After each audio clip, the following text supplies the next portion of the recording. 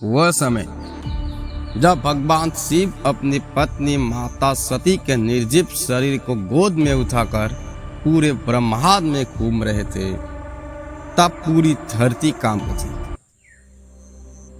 कहानी शुरू होती है राजा दक्ष से। वे माता सती के पिता थे, लेकिन उनके भीतर अहंकार बहुत बढ़ चुका था। उसी अहंकार में उन्होंने अपने यज्ञ में भगवान शिव को बुलाने से मना कर दिया। माता सती ने यह अपमान सहन नहीं किया और यज्ञ अग्नि में उन्होंने अपनी प्राण त्याग दिए। यह दृश्य देखकर देवता, ऋषि, ग्रह नक्षत्र सभी कांप उठे। जब ये खबर कैलाश पहुंची, भगवान शिव क्रोध और दुख से भर उठे।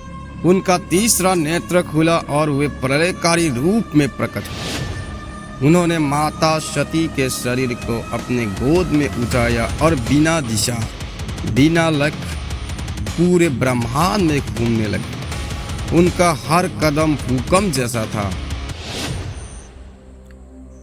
देवताओं ने देख लिया था, अगर शिव की यह यात्रा ऐसे ही चलती रही तो संपूर्ण सृष्टि नष्ट हो जाएगी। इंद्र, वरुण, अग्नि, यम सभी भगवान विष्णु के पास पहुंचे और बोले, प्रभु कुछ कीजिए वरना सब कुछ समाप्त हो जाएगा। भगवान विष्णु ने गहरा निर्णय लिया। वे महादेव के पीछे पीछे चलने लगे और फिर बिना शिव को दुखी किए उन्होंने अपना सुदर्शन चक्र चलाया। उस तेज गति में माता सती का शरीर धीरे धीरे कई भागों में विभाजित होने लगे।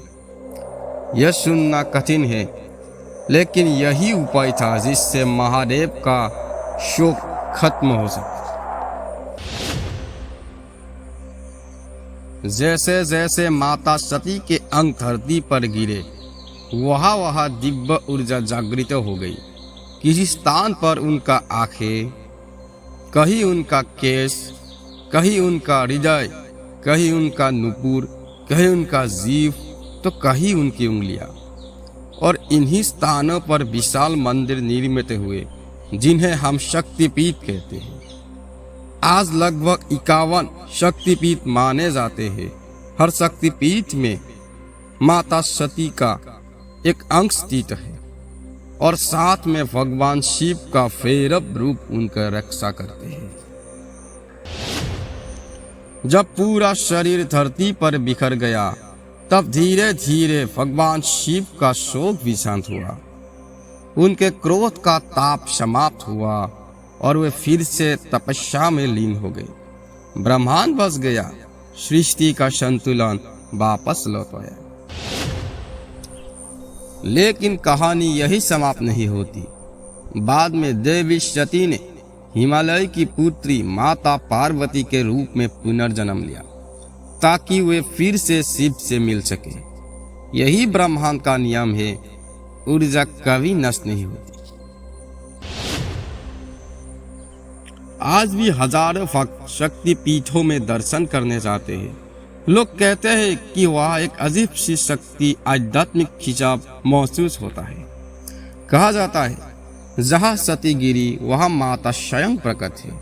हर पीठ के पीछे एक कहानी, एक आशीर्वाद और एक दिव्य ऊर्जा है। यह कथा हमें सिखाता है, दुख से भी प्रकाश का जन्म होता है, विनाश में भी सृष्टि छिपी होती है और अंत हमेशा एक नई शुरुआत लेकर आती है। आज भी शक्तिपीठ केवल मंदिर नहीं, बल्कि माता सती का जीवंत अस्तित्व है।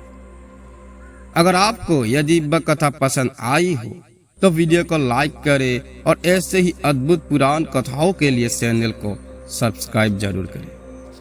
हर हर महादेव।